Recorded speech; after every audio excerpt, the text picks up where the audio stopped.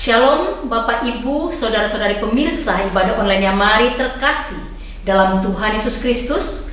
Selamat bergabung bersama kami dalam ibadah online yang mari yang ke-280 hari Sabtu 21 Maret 2026 dalam sesi kesehatan hari ini. Senang rasanya bisa bersua dengan Bapak Ibu, Saudara-saudari walau hanya melalui ibadah online di YouTube ini. Puji Tuhan, doa dan harapan kita kiranya seluruh rangkaian ibadah online yang mari sesi kesehatan ini dapat berjalan dengan lancar, memberkati kita semua dan nama Tuhan dipermuliakan. Amin. Bapak Ibu, Saudara-saudari terkasih dalam Tuhan Yesus Kristus, mari kita mulai ibadah online yang mari yang ke-280 ini dalam doa, hanya dalam nama Allah Bapa, Allah Anak, Allah Roh Kudus, Allah pencipta langit dan bumi dan segala isinya, dan yang berdaulat atas seluruh hidup kita. Amin.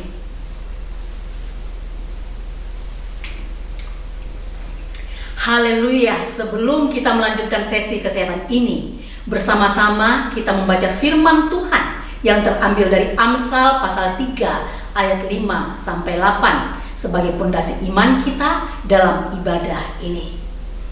Firman Tuhan berkata, "Percayalah kepada Tuhan dengan segenap hatimu dan janganlah bersandar kepada pengertianmu sendiri. Akuilah Dia dalam segala lakumu, maka Ia akan meluruskan jalanmu. Janganlah engkau menganggap dirimu sendiri bijak, takutlah akan Tuhan dan jauhilah kejahatan. Itulah yang akan menyembuhkan tubuhmu dan menyegarkan tulang-tulangmu."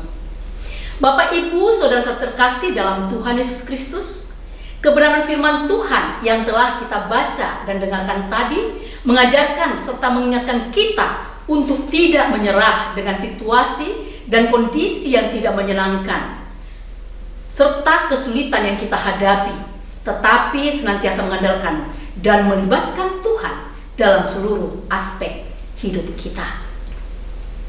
Mengandalkan Tuhan berarti bahwa kita percaya sepenuh hati dan menaruh harapan total hanya kepada Tuhan, taat dan setia pada perintahnya, serta melakukan firman Tuhan dengan hidup sesuai kehendak-Nya dan menjauhi segala kejahatan. Hidup dalam doa serta mengucap syukur dalam segala hal, dan tetap tenang dalam kesulitan, serta percaya bahwa Tuhan ada dan selalu ada dalam kehidupan kita di segala aspek perjalanan hidup kita. Bapak Ibu, Saudara-saudara terkasih dalam Tuhan, yang menjadi pertanyaannya adalah mengapa kita harus mengandalkan Tuhan dalam perjalanan hidup kita? Ada 5 alasannya, yaitu karena apa? Karena di dalam Tuhan ada pertolongan yang ajaib. Yang kedua adalah karena Tuhan punya rencana yang terbaik untuk kita. Yang ketiga, karena Tuhan mengenal nama kita, mengenal siapa kita.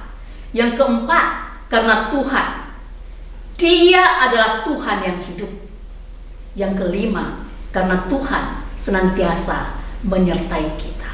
Immanuel, Dia selalu bersama kita dalam hidup ini. Karena itu, mari kita sebagai umat Tuhan tetap mengandalkan Tuhan dalam segala situasi dan kondisi apapun yang terjadi dan yang kita hadapi dalam hidup ini. Jangan pernah menyerah, jangan kita kalah dengan masalah dan persoalan hidup yang menghadang kita. Tetaplah berpegang pada janji Tuhan, maka Tuhan akan memberikan kekuatan, penghiburan, dan kemenangan bagi kita yang percaya dan berharap hanya kepada Dia. Amin. Tuhan Yesus memberkati kita semua. Mari bersama-sama kita naikkan pujian penyembahan yang terbaik bagi Tuhan. Satu pujian penyembahan yang berkata, "Kaulah harapan dalam hidupku."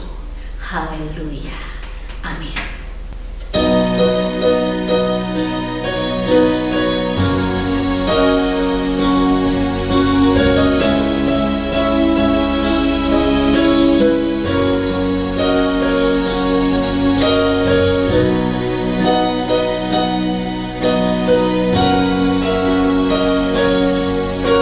Bukan dengan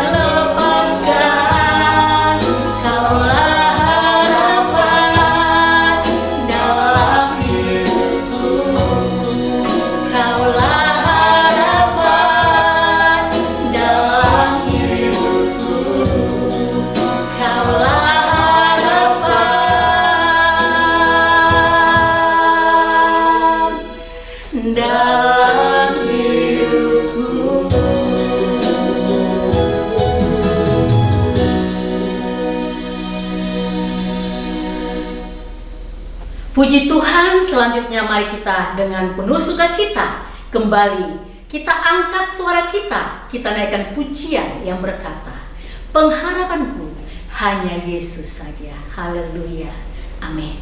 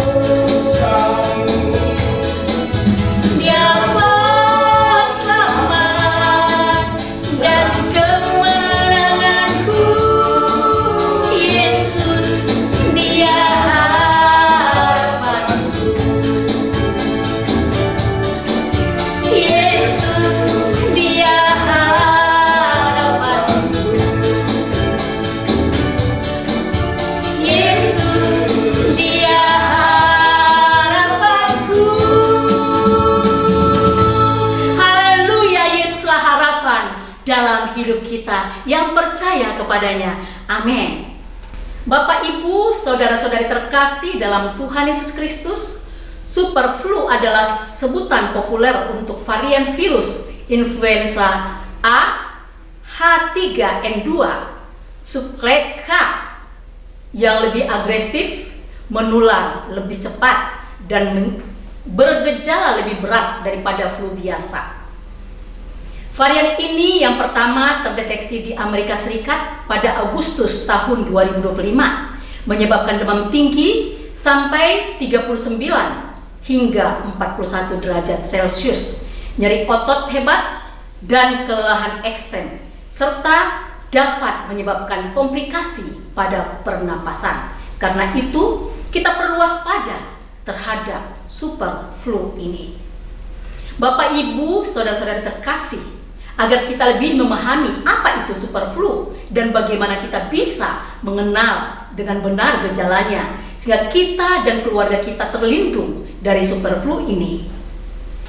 Mari bersama-sama kita mendengarkan pemaparan atau penjelasan dari Dr. Andi Sopian, MPDK, dengan tema Waspada Super Flu, Mengenali Gejala dan Melindungi Keluarga.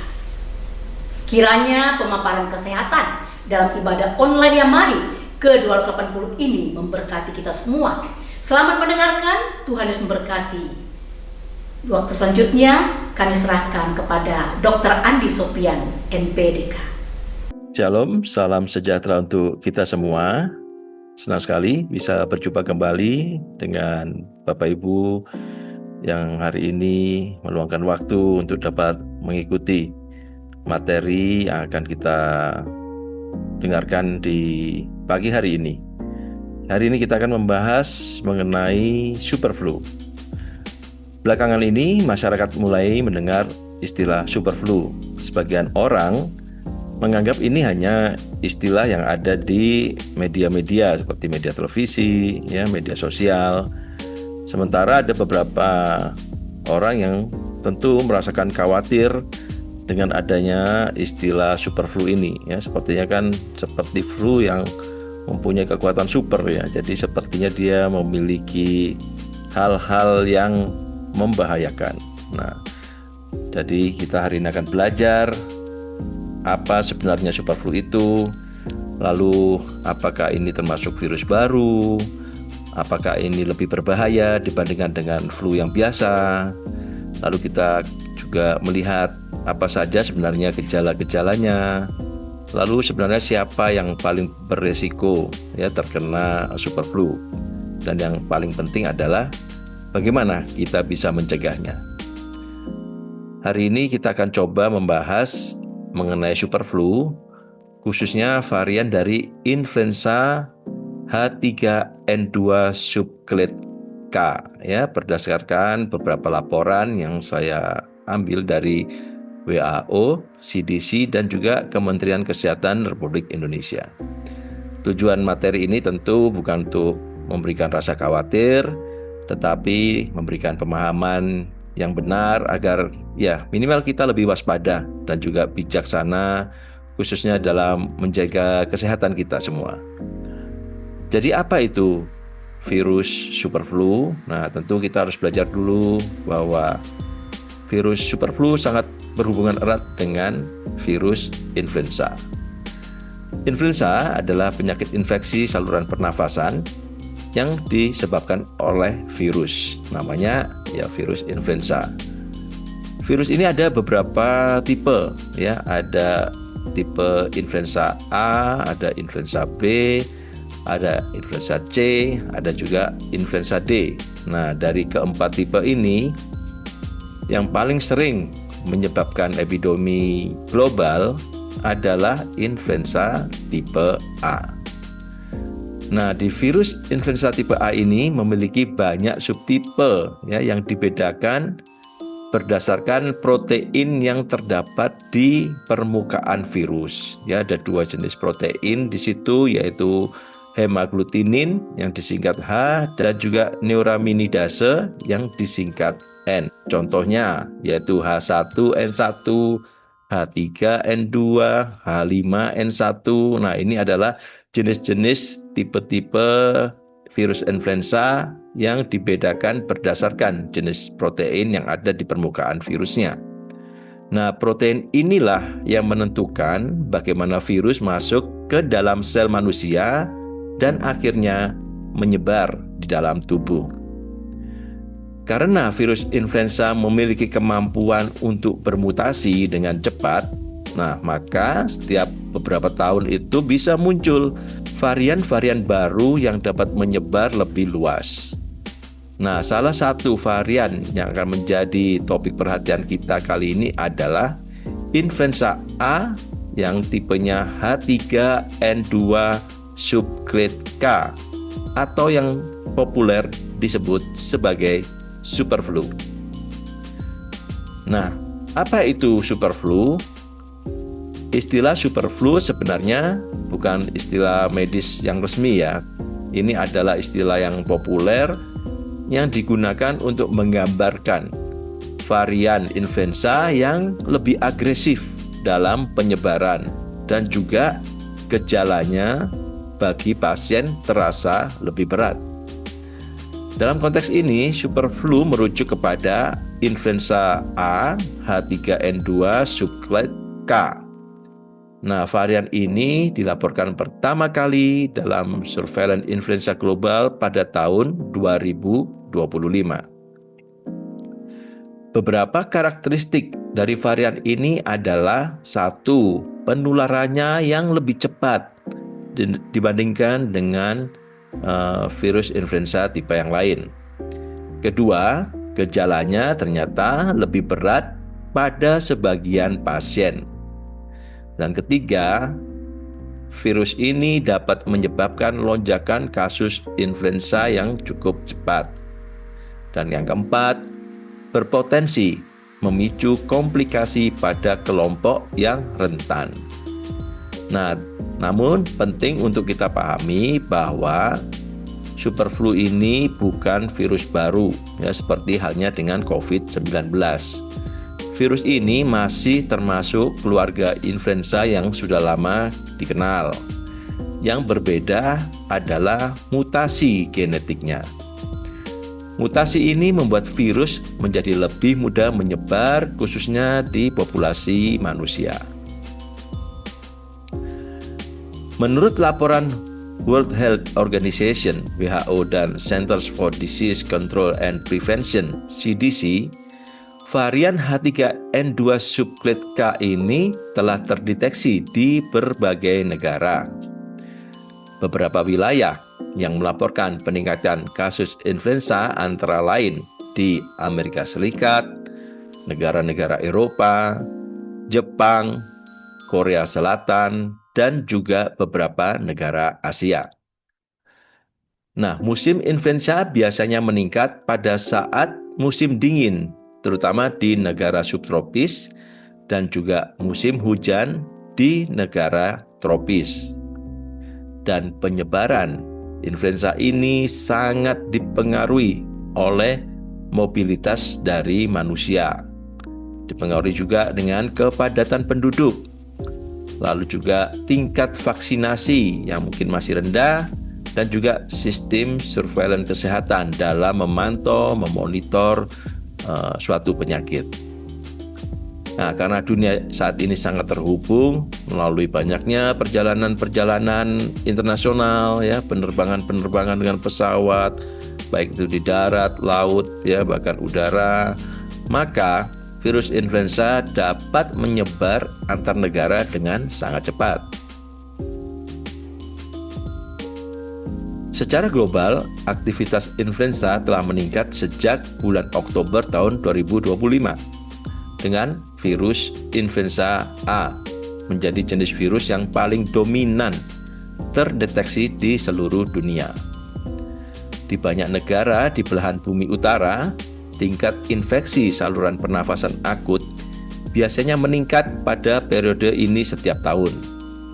Dan peningkatan tersebut umumnya disebabkan oleh epidemi musiman dari patogen pernafasan seperti influenza, respiratory syncytial virus, dan juga virus pernafasan umum lainnya. Waktu pasti munculnya wabah dan durasi besarnya peningkatan kasus serta tingkat keparahan setiap epidemi itu dapat berbeda-beda di setiap wilayah. Hal ini dipengaruhi oleh berbagai faktor, seperti jenis virus yang beredar, termasuk influenza dan patogen pernafasan lainnya, tingkat kekebalan dari suatu populasi, serta kondisi lingkungan. Di belahan bumi utara, beberapa negara melaporkan awal musim influenzanya yang lebih cepat dari biasanya. Sementara itu, di negara lain, aktivitas influenza mulai meningkat namun belum mencapai ambang epidemi. Di belahan bumi selatan, beberapa negara mengalami musim influenza yang lebih panjang dari biasanya dibandingkan tahun-tahun sebelumnya, dengan aktivitas virus yang tetap relatif tinggi dalam beberapa bulan terakhir. Pengawasan dan pemantauan influenza secara global dilakukan oleh Global Influenza Surveillance and Response System, yaitu GISRS, yaitu jaringan yang dikoordinasikan oleh WHO yang terdiri dari lebih dari 160 institusi di 131 negara anggota. Nah, GISRS sendiri bertugas untuk melakukan pengawasan influenza sepanjang tahun, serta menjadi sistem peringatan global terhadap munculnya virus influenza baru maupun patogen pernafasan lain yang berpotensi menimbulkan pandemi. Di negara, wilayah, dan teritori beriklim sedang dan subtropis di belahan bumi utara, aktivitas influenza secara umum rendah pada periode Juni hingga Agustus tahun 2025. Aktivitas kemudian meningkat secara bertahap pada bulan September dan terus meningkat hingga November 2025. Nah, selama periode ini virus influenza A, terutama H3N2, menjadi jenis yang paling dominan. Hal ini bisa kita lihat pada gambar 1. Di negara, wilayah, dan teritori beriklim sedang dan subtropis di belahan bumi selatan, aktivitas influenza umumnya menurun sejak bulan Juni 2025 dan tetap rendah hingga Agustus. Namun demikian, sejak September terjadi sedikit peningkatan aktivitas virus influenza jenis H1N1 mendominasi pada bulan Juni dan Juli. Tetapi sejak September, virus H3N2 menjadi yang paling dominan. Kita bisa lihat hal ini pada gambar 2. Dan di wilayah tropis, aktivitas influenza terjadi secara berkelanjutan dari Juni hingga November. Virus influenza A tipe H1N1 mendominasi hingga bulan Juli. Setelah itu, virus influenza A H3N2 dalam laporan terdeteksi meningkat dan sejak akhir September menjadi virus yang paling dominan. Kita bisa melihat di gambar 3. Di Indonesia, Kementerian Kesehatan telah melakukan pemantauan melalui Whole Genome Sequencing, disingkat WGS, sampai akhir tahun 2025. Dilaporkan terhadap puluhan kasus terkonfirmasi varian H3N2 subclade K. Kasus ini terdeteksi di beberapa provinsi seperti di Jawa Timur, Jawa Barat, dan juga Kalimantan Selatan. Namun, para ahli menyatakan bahwa angka ini kemungkinan lebih kecil dari jumlah sebenarnya, karena tidak semua pasien influenza diperiksa dengan metode ini. Oleh karena itu, masyarakat diminta untuk tetap waspada dan tetap tidak panik. Gejala superflu. Sekarang kita akan masuk pada bagian yang penting, yaitu gejala dari superflu. Pada dasarnya, gejala influenza hampir sama dengan flu biasa. Tetapi, pada beberapa pasien dapat terasa lebih berat. Gejala yang paling umum adalah 1. Demam tinggi, di mana suhu tubuh dapat mencapai 39 hingga 41 derajat Celcius. Gejala yang lain adalah nyeri otot dan juga sendi, di mana di sini tubuh terasa sangat sakit dan juga sangat lemah.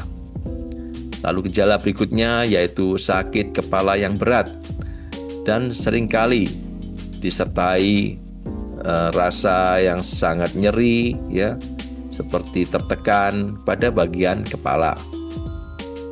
Gejala yang lain adalah sakit tenggorokan, ya, di mana rasa sakit ini akan sangat mengganggu dan lebih terasa di saat menelan, ya, terasa nyeri di saat menelan. Lalu gejala yang lain tentu adalah adanya batuk kering yang dapat berlangsung beberapa hari. Nah, kelemahan ekstrim juga merupakan salah satu gejala di mana pasien merasa sangat lemas, sangat sulit untuk melakukan aktivitas.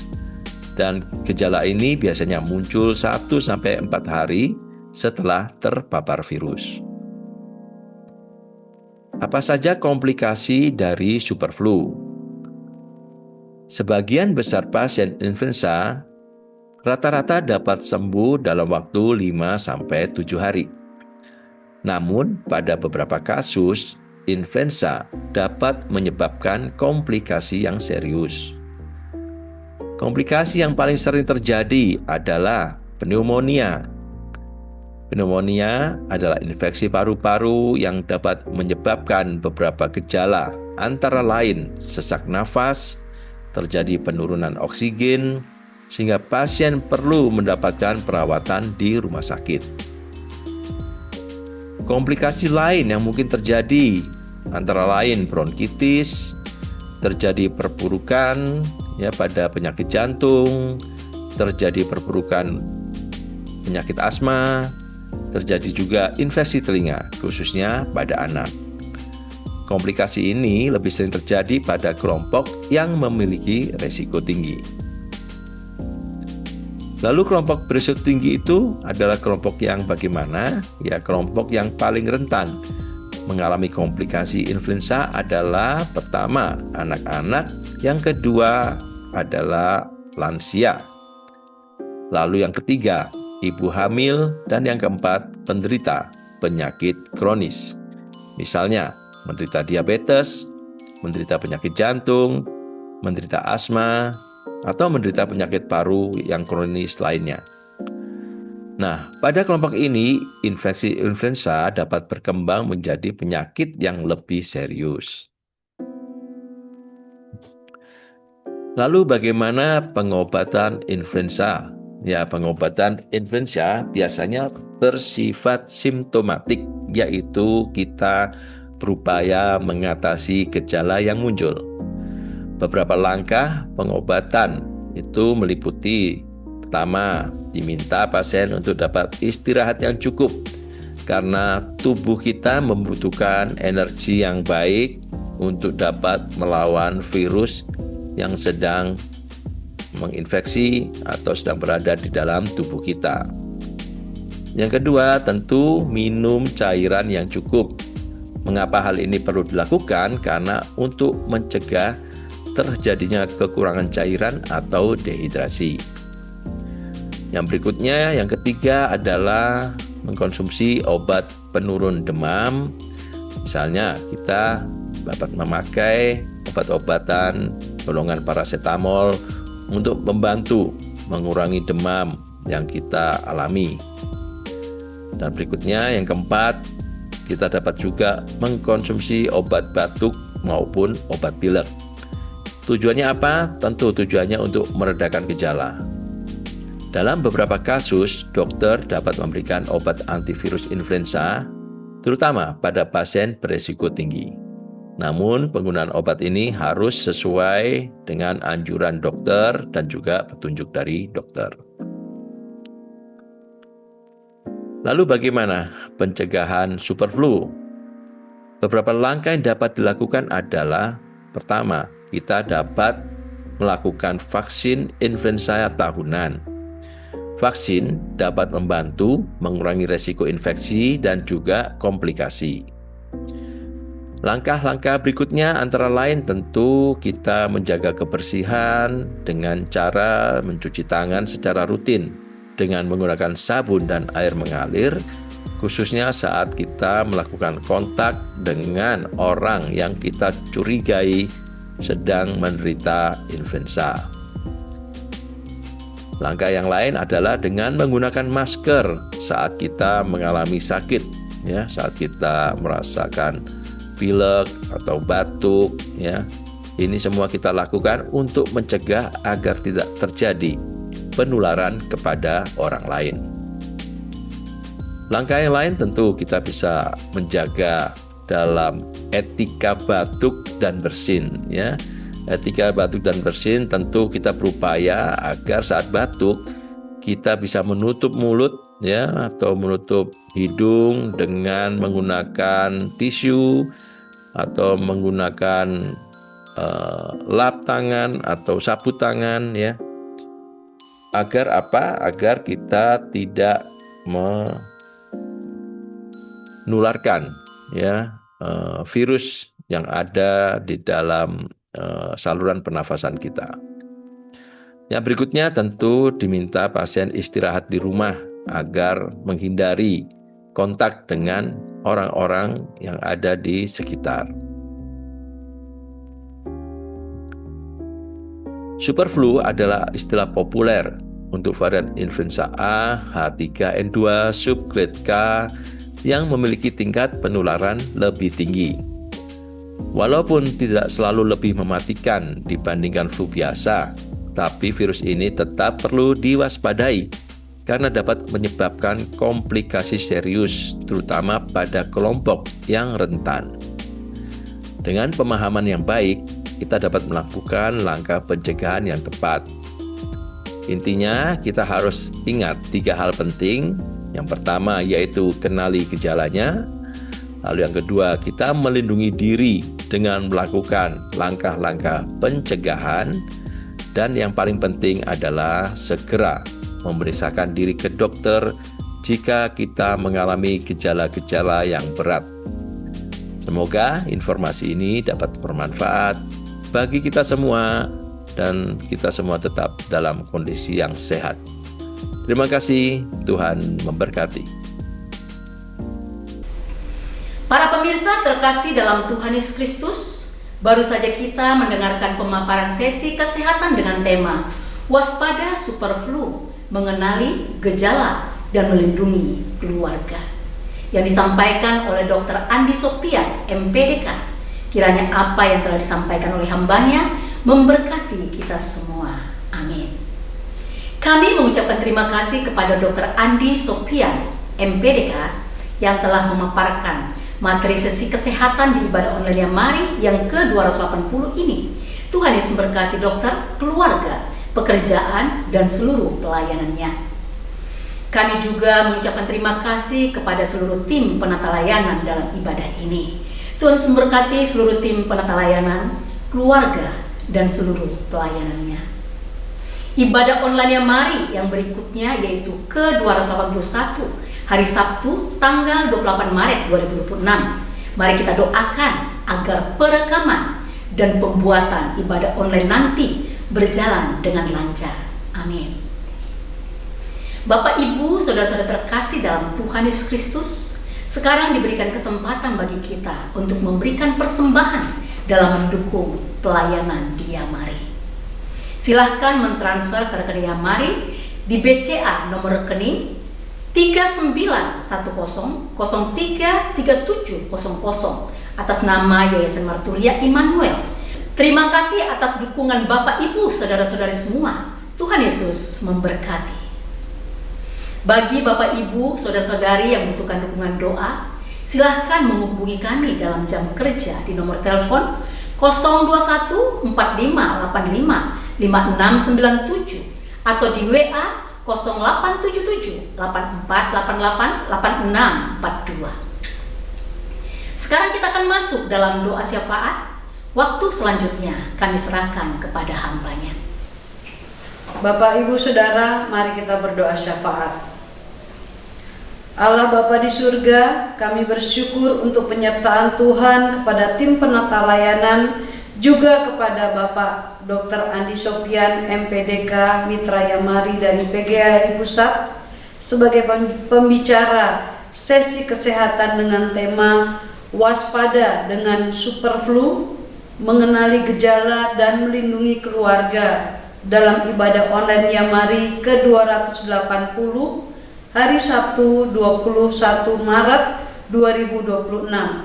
Kiranya pemaparan sesi kesehatan tersebut yang telah disampaikan menjadi berkat bagi Bapak, Ibu, sahabat, dan mitra Yamari yang bersama-sama beribadah. Dan kiranya Tuhan memberkati tim penata layanan dan Bapak Dr. Andi Sopian, MPDK, dalam kehidupan, keluarga, dan pelayanan. Dan juga kami bersyukur untuk sahabat dan mitra Yamari yang mendukung pelayanan Yamari melalui persembahan. Kiranya Tuhan memberkati mereka dalam kehidupan pribadi, keluarga, usaha, pekerjaan, dan pelayanan mereka.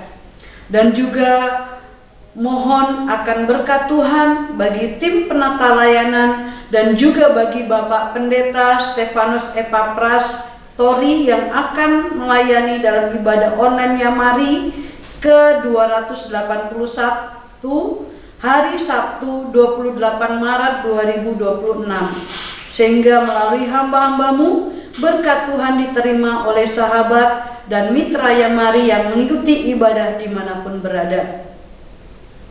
Allah Bapa kami yang di surga, kami bersyukur untuk kasih Tuhan yang terjadi bagi anak-anak-Mu yang dalam proses pemulihan kesehatan dan yang akan operasi serta sakit.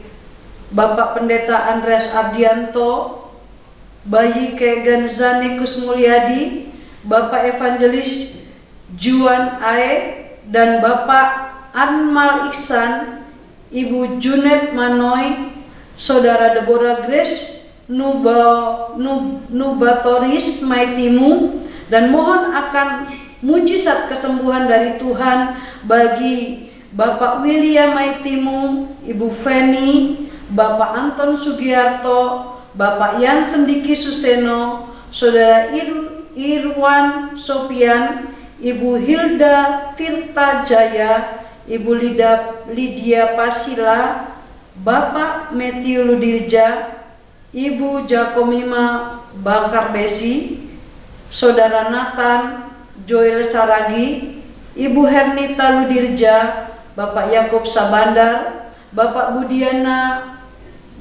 Budianta Mustari, Ibu Ongko, Ibu Juliana Hamu, Ibu Herawati Pranata, Ibu Laon Sarango, Ibu Bekti Widi Nurani, Bapak Danis Setia Dharma, Ibu Joy Miliang, Saudari Gebi Esther Sitorus, Ibu Amoy, Ibu Pendeta Iswari Setianti, Bapak Pendeta Paulus Mardoyo, dan Bapak Antoni Susanto, juga anak Kegan Zani Kusmulyadi, bulan Juli 2026 akan operasi penyambungan tenggorokan dan lambung. Ya Bapak, kasih dan pertolongan-Mu terjadi bagi mereka semua yang sakit, serta memberkati obat-obatan yang dipakai, juga memberkati tim medis yang merawat mereka, sehingga dapat mempercepat kesembuhan anak-anak-Mu. Demikian pula sahabat dan mitra Yamari yang tidak dapat kami sebutkan nama mereka yang saat ini sedang sakit dan mungkin dirawat di rumah sakit dan di rumah. Kiranya kuasa Tuhan menjamah mereka serta memulihkan, dan keluarga yang merawat mereka diberkati Tuhan, serta yang mengalami berbagai persoalan dalam rumah tangga, pekerjaan, usaha, kiranya pertolongan Tuhan terjadi bagi mereka. Allah Bapa di surga yang kami sapa di dalam nama Tuhan Yesus, kami berdoa untuk Bapak Dr. Yayan Gunawan dan pengurus Yamari Purbalingga serta panitia penyelenggaraan Rednas ke-13 Yamari dengan tema Bersekutu Berbahagia Bersama Sahabat-sahabat Sejati, bertempat di Swiss Bell Boutique Hotel Yogyakarta, dan akan dilaksanakan tanggal 26 sampai 29 Agustus 2026. Tuhan Yesus memberkati seluruh persiapan panitia, meliputi kebutuhan dana, persiapan pembicara, Pendeta Dr. Dwijo Saputro, Ibu Evangelis Lili Everin STH MA, dan pembicara lainnya, dan juga rekrut peserta yang bekerja sama dengan koordinator MHM Yamari di setiap daerah, agar semua persiapan dapat berjalan lancar, sehingga melalui Rednas tersebut seluruh peserta diberkati dan selanjutnya dapat menjadi berkat bagi umat Tuhan dan masyarakat di daerah masing-masing. Demikian juga kami mohon berkat dan penyertaan Tuhan bagi Bapak Pendeta Andreas dan tim yang akan melakukan pelayanan misi Yamari ke daerah Nganjuk, Jawa Timur pada akhir Agustus dan awal September 2026 dengan kebutuhan dana, pembicara, dan lain-lain. Acara seminar hamba-hamba Tuhan, seminar kesehatan dan KKR umum, KKR anak sekolah minggu, juga persiapan panitia di Nganjuk agar semua berjalan lancar. Kami berdoa bagi bangsa dan negara Kesatuan Republik Indonesia dan bagi pimpinan pusat sampai ke daerah dengan seluruh program kerja. Tuhan yang memberkati mereka dalam melaksanakan program kerja demi kesejahteraan rakyat yang dipimpin dan mereka yang telah menyalahgunakan jabatan untuk kepentingan kelompok maupun pribadi, kiranya mereka mendapatkan hukuman setimpal dengan perbuatan dan juga peristiwa pada beberapa pimpinan daerah menjadi pelajaran berharga bagi para pemimpin lainnya agar dalam menjalankan tugas dan tanggung jawab tetap fokus kepada visi misi mula-mula juga sesuai sumpah jabatan mereka. Juga kami berdoa agar libur lebaran keamanan di seluruh Indonesia tetap aman dan kondusif. Terima kasih Tuhan untuk kasih dan anugerah-Mu bagi kami semua, dan doa ini kami naikkan kepada Bapa di surga hanya di dalam nama Tuhan Yesus Gembala yang baik dan Juru Selamat kami. Amin. Bapak, Ibu, Saudara-saudari terkasih dalam Tuhan Yesus Kristus, kita akan mengakhiri ibadah online yang Mari ke-280 ini. Sebelum kita menutup ibadah dan menerima doa berkat, mari kita nyanyikan pujian yang berkata, Sekali Yesus, selamanya Yesus.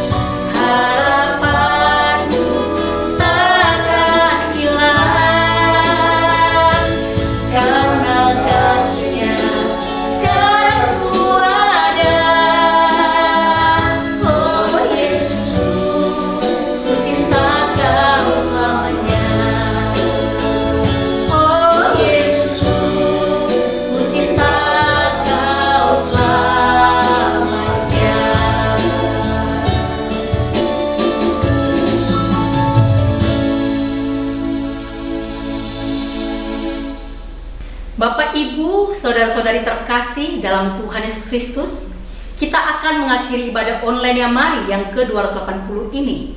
Mari arahkan hati, pikiran, dan seluruh hidup kita kepada Tuhan, dan terimalah berkat yang daripada Tuhan.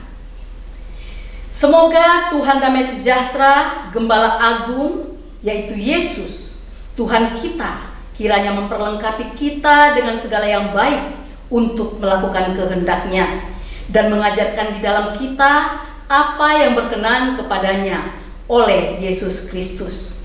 Bagi Dialah kemuliaan sampai selama-lamanya. Tuhan memberkati engkau dan melindungi engkau.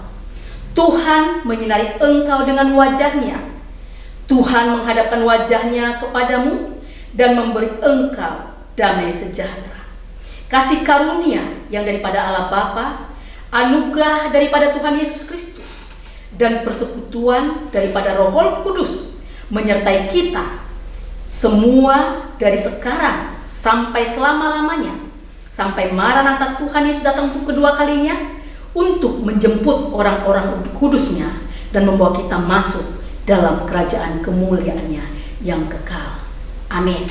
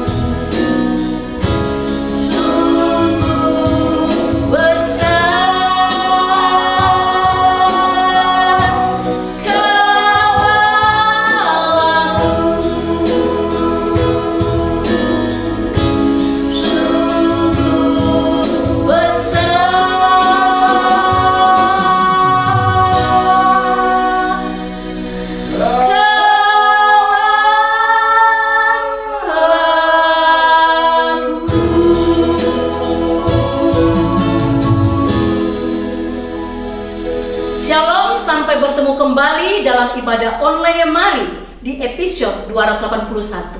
Tuhan Yesus memberkati kita semua.